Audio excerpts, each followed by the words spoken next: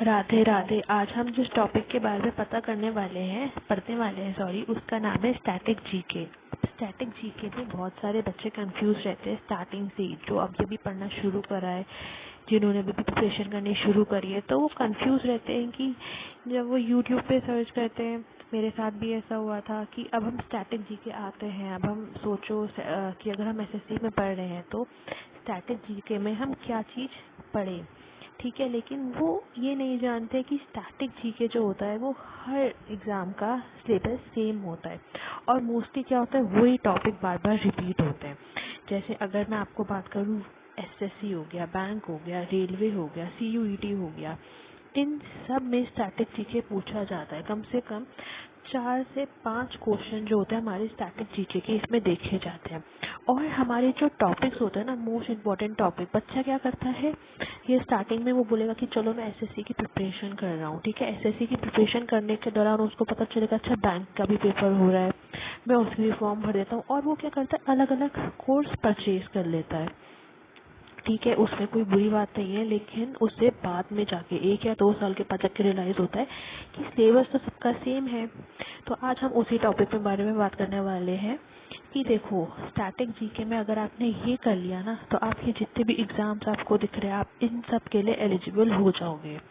जैसे कि आपने म्यूजिक टॉपिक कर लिया, डांस कर लिया, स्कीम्स कर ली, फर्स्ट पर्सन, जैसे कि बोलते हैं ना, the first person to climb Mount Everest 2 times, ऐसे करके ये जो होते हैं आप ये याद कर लो।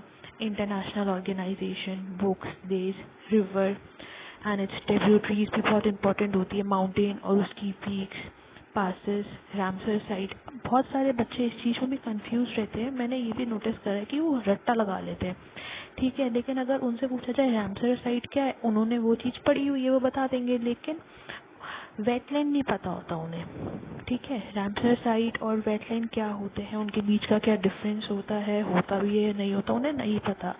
तो ठीक है, यहाँ पे स्टैटिक जीके आपको तभी हेल्प कर पाएगा जब आप रट्टा ना लगा करके उसे आराम से पढ़ो, समझ समझ के पढ़ो। पार्क्स, सेंचुरीज और स्पोर्ट्स, स्पोर्ट्स तो बहुत ही इंपॉर्टेंट रोल प्ले करता है। अब स्टैटिक जीके का देखो आपको क्या होता है ना, देखो अगर ये बात कहने की बात है कि सिर्फ हमारे 2 से 4 क्वेश्चंस आते हैं एक एग्जाम में, लेकिन ये बहुत बड़ा रोल प्ले करता है, ठीक है। अब हम कैसे बोल सकते हैं कि आपकी स्टैटिक जीके आपने 100% कंप्लीट कर लिया आपका स्टैटिक जीके का सिलेबस। तो स्टैटिक जीके जो होता है ना, आपका 2 पार्ट्स में डिवाइडेड है।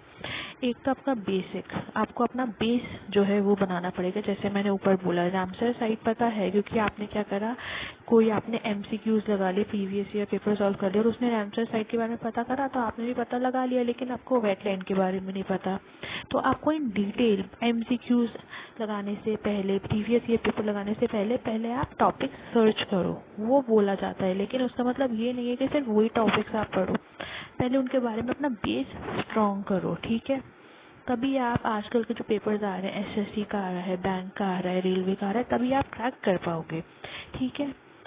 और यही चीज़ अगर आपका बेसिक क्लियर है तो आप करंट अफेयर भी बहुत इजीली आपको समझ में आने लग जाएंगे। मोस्टली बच्चों को करंट अफेयर्स पढ़ने में दिक्कत इस वजह से होती है क्योंकि उनका बेस ही स्ट्रांग नहीं है, ठीक है।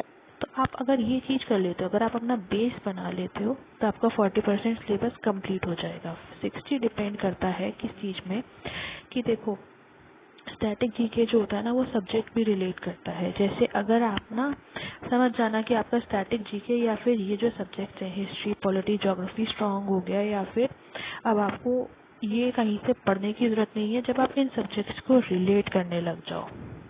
हिस्ट्री को जब आप रिलेट करो पॉलिटी से, पॉलिटी को जब आप रिलेट करने लग जाओ ज्योग्राफी से, ज्योग्राफी को जब आप रिलेट करने लग जाओ इकोनॉमिक्स से, तब आप समझ जाना कि आपका 60% ऑफ द सिलेबस कंप्लीट हो जाएगा और इन दोनों को मिला के आपका 100% सिलेबस जीएस का कंप्लीट हो जाएगा, ठीक है।